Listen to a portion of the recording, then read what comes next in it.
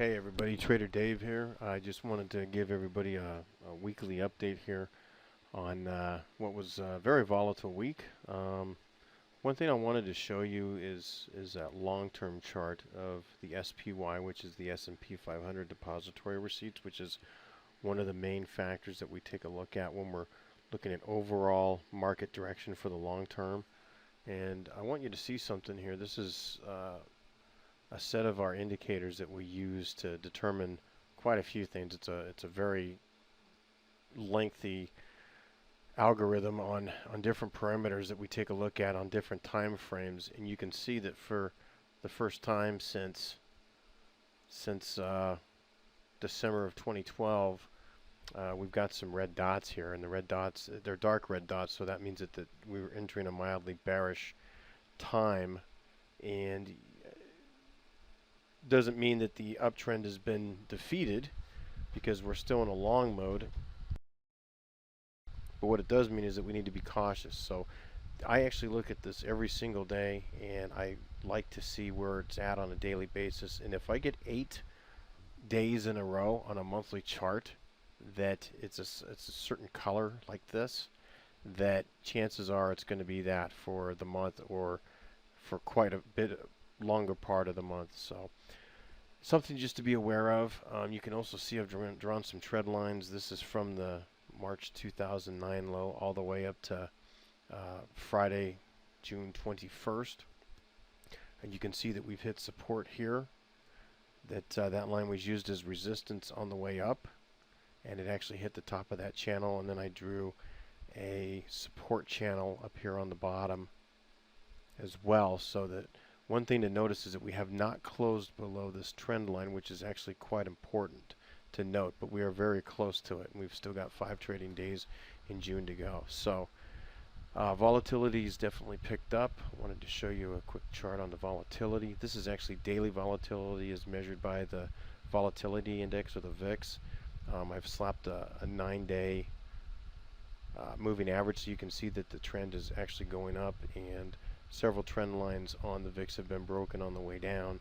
You can see that this trend line was used as resistance, and then over here it was used as resistance and then support. And this line, the same situation, resistance here, resistance there, and now support in that area. And now we've got a support level going up as well. So volatility continues to reign the day.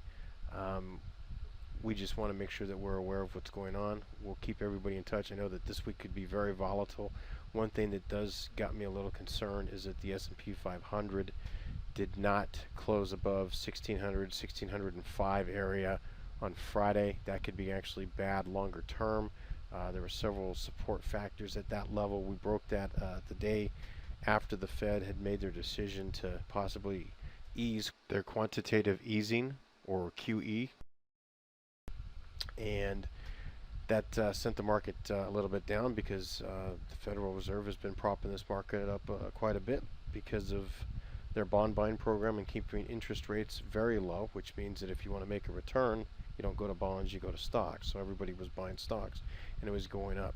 Just so everybody knows, how powerful this actually can be, especially if all 4 of these dots end up going red or dark red, is that lengthen the chart out a little bit here. Here's the top here in 2007, before everything really went downhill. You can see we've got 3 bright red dots. Bright red actually means very bearish. Bright green means very bullish. And then we've got the signal right here that swapped everything around. So this is where we went short in 2007.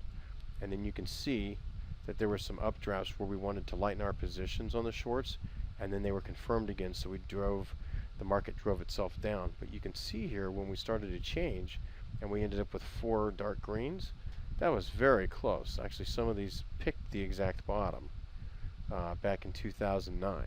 So we were definitely covering and watching to see what happened with our positions. And then we went long and strong back when we started getting bright green dots. So this is when we had a feeling that, you know what, we're going to start having an uptrend here. And we started going long and strong, and now we've got some concern, because as you can see, when things go 4 dark reds like right here, it precipitated a pretty deep decline. I mean, the top to the bottom here is, for the month, is 130.96 down to 110.37. So that's about 15%, 18% in 1 month of a correction. And we want to definitely, if we're long, we don't want to be participating in that downdraft. We want to wait for things to get right back in here where we feel good about things and ride this thing up. So we don't want to sit there and be down 15, 18% just to have to make 30% back just to break even so that we can enjoy the uptrend. So I just wanted to update everybody. Volatility is up. Federal Reserve is talking about stopping their QE program. So expect a lot of volatility going forward. We'll definitely let you know if we get an 8th day and we decide to start lightening up on our positions. And thanks for being a subscriber. We appreciate you very much, and we'll talk to you soon. Take care.